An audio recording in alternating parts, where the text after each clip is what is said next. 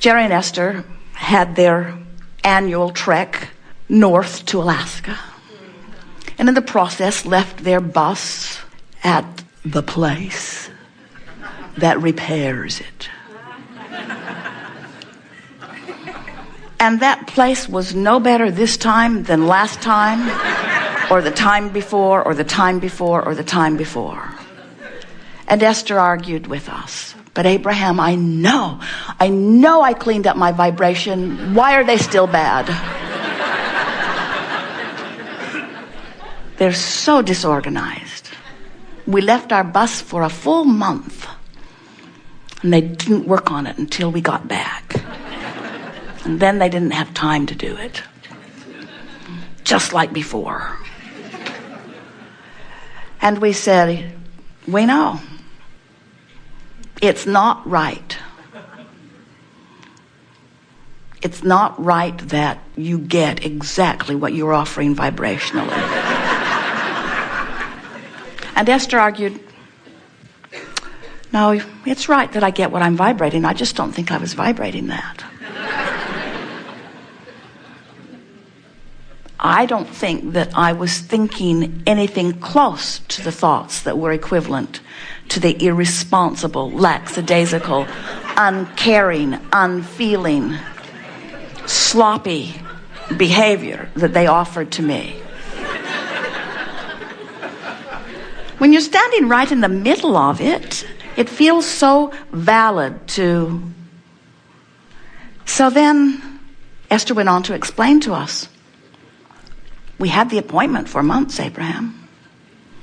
Look at all of these emails where we have agreements with what they will do. And even though they are replacing the tile, they have agreed that they will do the engine work first. And look here, it says that they will put this kind of tile in and they will finish it off on the steps in this way. And no one there talked to anyone. It's like there was a total lack of communication. Just like before. And we say, that's the rub, isn't it? The rub to deliberate creation is to expect beyond what is. And you don't know whether you've accomplished it until it manifests, unless you're aware of the way it feels. So we said, Esther, how did it feel when you dropped the bus off? And Esther said, oh, it felt great. He said, really? How did it feel when you dropped the bus off? She said, oh, I was so full of positive anticipation. We said, really? How did it feel when you dropped the bus off? And Esther said, well, I was really hoping. I was so hoping that they would. And we said, hoping what? I was so hoping that they would all be different than they'd ever been before.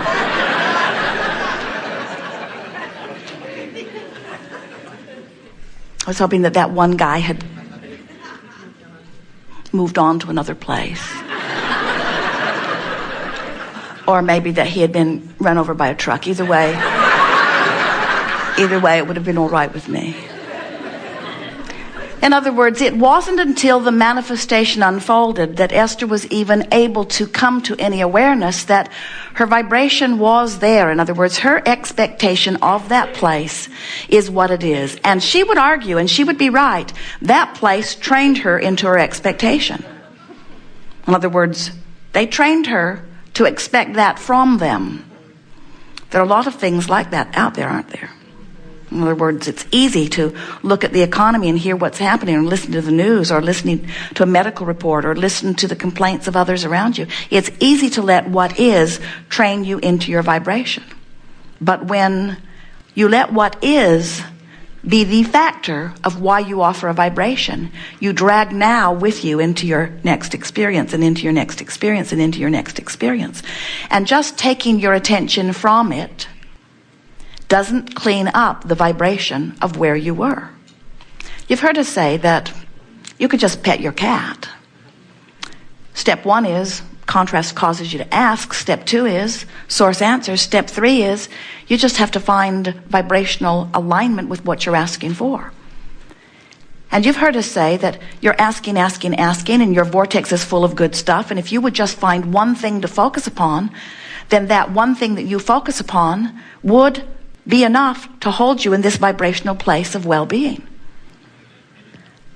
What this experience brought to Esther, she was sitting and talking to the man. And she said to him, you know, we like you very much and we adore our boss.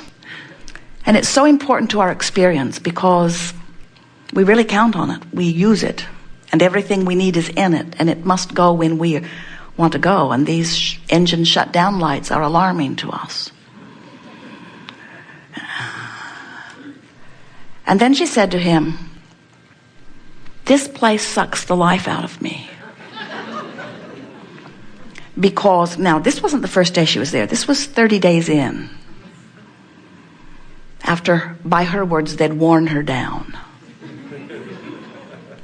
This place sucks the life out of me. And then she heard herself say something that when she said it, she knew was not true. She said, and this is the only place I have trouble.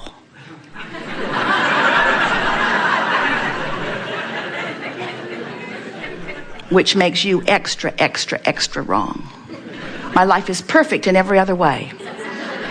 So it must not be me, it must be you. Now, she is having a congenial conversation with this man. Really, she is. They're laughing, they're agreeing, they're sympathizing with one another. He's telling her how hard his job is, and she knows how hard it must be. There are 5 million moving parts around that place. But as Esther walked away and was driving the next day, she thought, that wasn't a true statement at all. This is not the only place. There's something active in my vibration that shows up there and there and there and there and there and there and there. It's just that it only shows up in one place at a time. It shows up in the most active place at a time. And right now, the most active place is you guys, because you've got my bus. And my bus matters a lot. And so you are the current focus of my dissension. You are the current focus of my vibrational dissension. But before I got here, it was that person over there. And before I got here, it was that person over here. And before I got there, it was that over there and that over there and that over there. In other words, sometimes it can be the economy. Sometimes it can be someone else's problem. Sometimes it can be the problem that someone I love is having. Sometimes it's something that's going wrong at the office. Sometimes it's something that's going wrong. In other words, there's always something. Have you ever been in the position where there was always something? There's always something that's a little out of whack. Always something. Always something. And Esther said, I'm going to get to the bottom of what that is. I'm going to get to the bottom of what it is. So we said, begin telling a new story. Well, Esther is discovering that she can tell a new story about this place where they work on her bus. She can tell a new story, but that new story will only take her so far. In other words, she can tell a story about how glad she is to see them all. She is. She loves those people there. She can tell a story about how good they are at their craft, and that's a story that she believes. That's very true. She can tell the story of how hard they work. That's an easy story to tell. She knows they work hard. She can tell the story of how she knows they are in a bind from the economy. She can see that. There are not as many there. Many of their talented people have gone. She can see that it's not the same that it once was. She can tell the story that they're trying hard. She can tell the story that they are effective to some degree. She can tell the story that if they had enough time, they could be completely effective. She can tell that story, but there's a deeper story that needs to be told. There's a deeper story than the behavior there. The deeper story is what's going on vibrationally. What's going on vibrationally with me? What's my expectation? And then Esther realizes that many of them, they're working by the hour. They make these multi-million-dollar buses. She can feel that there's some dissension there. She can feel that there's something that goes on that goes something like, no one should spend this much money on a bus. She can feel that that's sort of rumbling in the vibration. She can particularly feel it with the service writer, who is the one who has control of her bus. She can feel it there.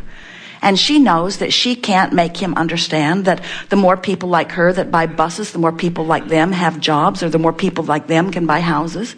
She knows that she can't go back to the beginning of all of that and make them understand. So she can feel that there is a definite vibrational discord. She can feel, and she is right, that there is some sort of satisfaction that some of the people there are taking, especially those who are in control. They take some sort of satisfaction in torturing her just a little bit because her life is going so much better than anybody's life should be allowed to go. So just because you can afford this bus doesn't mean it's going to be ready when you want it. There's a vibration. Now, she's not making it up. It's a real vibration. It's something that happened. Just like she didn't make it up that they didn't put the right carpet in. Just like she didn't make it up that they didn't do the bullnose tile the way they agreed. Just like she didn't make it up that they waited until the last minute, did engine work 5 days earlier, didn't even turn the engine on to test it until they were driving out and found several hours of work that still needed to be done. She didn't make any of that up. She didn't make it up. She created it.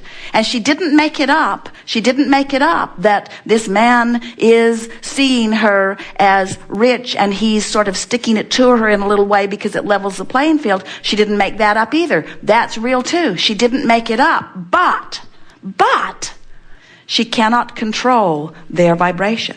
She cannot control their behavior. She cannot control their attitudes. She cannot control them, but she can control her own vibration. She's got to tell a bigger story. She's got to tell a deeper story. She's got to get beyond the peripheral. She's got to get beyond the surface. She's got to get deeper into the relational experiences with other people. She's got to get into this. This is where she's got to get to. And maybe some of you are having some of the same experiences. If you weren't, we wouldn't be telling you this story. If there was not a vibration of this abounding, the rich are getting richer, the poor are getting poor, the sick are getting sicker, the well are getting weller, the confused are more confused, the clear are more clear-minded. There is becoming a bigger and bigger crevasse between the vibrational differences. And until you accept that what's happening to you, no matter what it is, hasn't got anything to do with anyone or anything else. It's all about you. And then you dig into the vibrational countenance that you're offering by caring about how you feel as you think about it. Before you know it, you can get to the place where everything will move forward as the larger part of you already has. Creation is about closing the vibrational gap. You see, it isn't about wanting something and then getting it. It's all about the movement, the life that you live between where you are and it. That's why as soon as you get to where you think you want to be, a whole other set of things that you desire opens up before you. So as we're moving forward here today, and we'll bring this subject to closure too as we're moving forward a little bit here and there.